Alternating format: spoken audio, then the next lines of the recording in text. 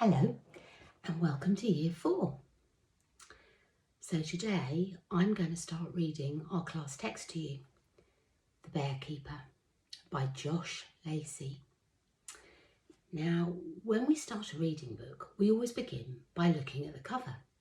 So have a look at the cover. Look for clues as to what this story may be about.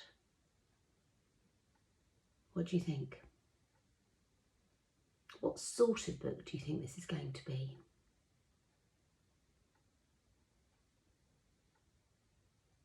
Next thing we do is read the blurb on the back of the book. Then we get a few more clues about what this book could be about. A fearless boy with a fierce friend. Pip is a blacksmith's apprentice, but he longs to be a famous knife fighter like his dead father. Alone, in London, he meets great danger and two odd allies. One is hairy and hungry, and the other is William Shakespeare. Pip's extraordinary adventures have begun. So, we got a few clues, didn't we, from the blurb. A fearless boy with a fierce friend. Pip is a blacksmith's apprentice. Could Pip be our main character, do you think? What's a blacksmith? Any ideas? So a blacksmith is somebody who makes things out of metal, and they might make shoes for horses. Did you know they're made out of metal? Or they might make swords or knives, lots and lots of weapons, especially a long time ago, and tools for farming, things like that. And if you're their apprentice, it means you're there to learn from them. They're teaching you how to do that job. So Pip is a blacksmith's apprentice. He's learning to make all these things out of metal. But what he really wants to be is a famous knife fighter, like his dead father. So I think we've just found out something else. And then it says he meets great danger when he's alone in London. So now we know where our story is going to be set. And he has two great allies. Now, allies is a posh word for a friend who backs you up, a friend who helps you. And all we know about these two friends is one is hairy and hungry. Any clues on the front cover? And the other is William Shakespeare. Do you know who William Shakespeare is? Only probably the most famous writer and playwright in this country. And he was alive about 400-ish years ago. So now we know that our story is set back in the past. So let's see what else we find out in chapter 1. The Bearkeeper by Lacey. Chapter 1. One Sunday afternoon, not much more than 400 years ago, a boy named Pip walked into the woods. He moved quickly, never pausing to look around. When Pip first started wandering through these woods alone, at the age of 5 or 6, they'd terrified him. Day and night, bizarre sounds echoed among the trees. Not just snapping branches and rustling leaves, but weird whistles, odd coughs, and all kinds of other unidentifiable noises. He used to hear footsteps behind him and see strange shapes lurking in the shadows up ahead. Now, he never felt scared. Over the years, he'd seen ferrets, toads, voles, moles, snakes, rats, wild boars, and other even stranger creatures that he could not name. But his fear had faded. Day by day, year by year, he came to love the woods. He often got lost, but could usually find his way home quickly enough, wading through the undergrowth until he found a familiar landmark. Even the darkness lost its power to scare him. Most months he would take advantage of the full moon and saunter through the woods at night, stopping to watch a family of deer or a foraging badger. Just twice in the years that he'd lived there, he had seen a shadowy pale shape, which might have been a ghost. On both occasions, it stood between the trees for a few seconds, then melted into the air in front of him. The first time, when he told his mother about the ghost, she laughed.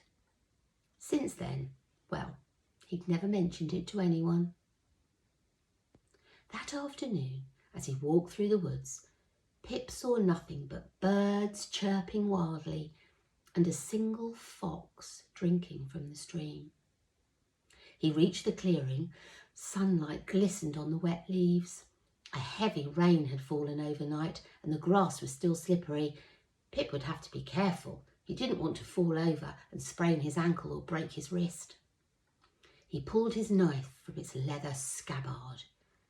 Under his palm, he could feel the familiar pattern on the handle, the 5-pointed star carved into the wood. He ran the fingers of his left hand along the blade, testing its sharpness. Yesterday morning, he had sharpened it himself with a file, and it was still perfect. He raised the knife, took up his position, and waited for them to come. They would be here soon. The first of them walks through the trees and emerges into the clearing. He is a heavy-set man with a beard. Gripping his long sword with both hands, he stands opposite Pip.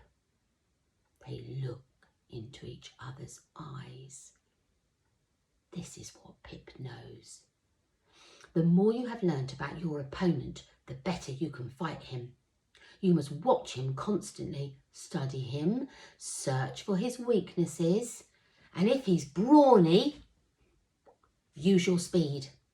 And if he's scrawny, use your strength. And if he has a limp in his left leg or a kink in his right arm, aim all your blows on that side. Pip watches and waits.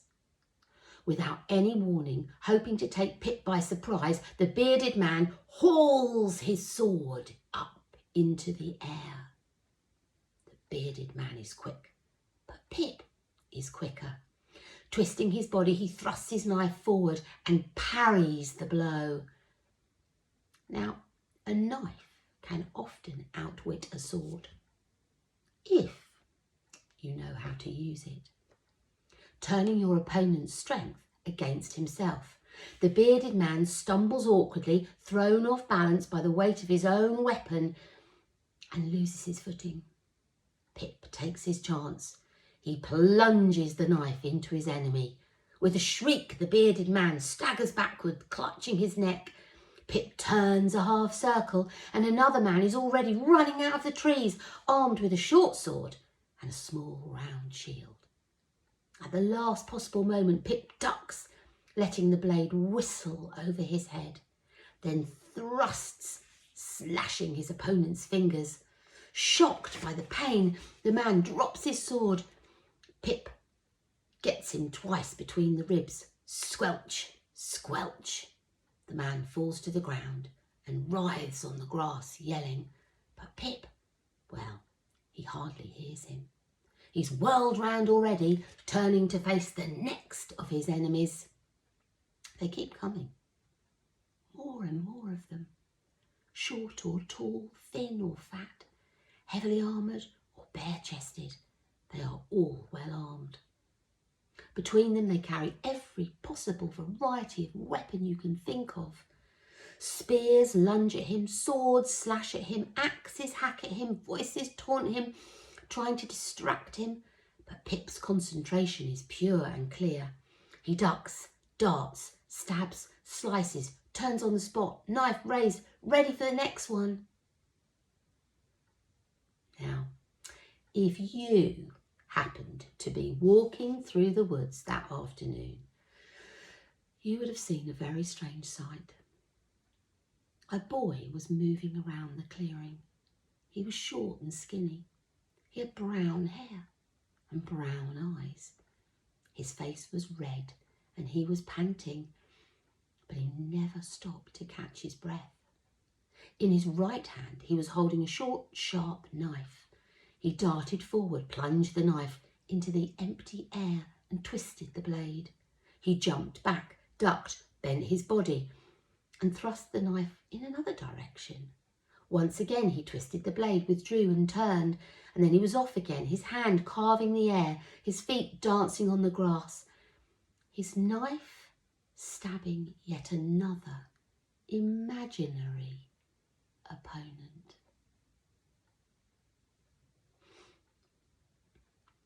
So that's the end of chapter 1. Have you worked out what Pip's really doing? Are there really big men with swords fighting him? No. They're his imaginary opponents. He's play fighting. He's pretend fighting in the middle of the woods. Well done if you worked that one out. Listen for chapter 2 with Mrs. Stone. Bye for now.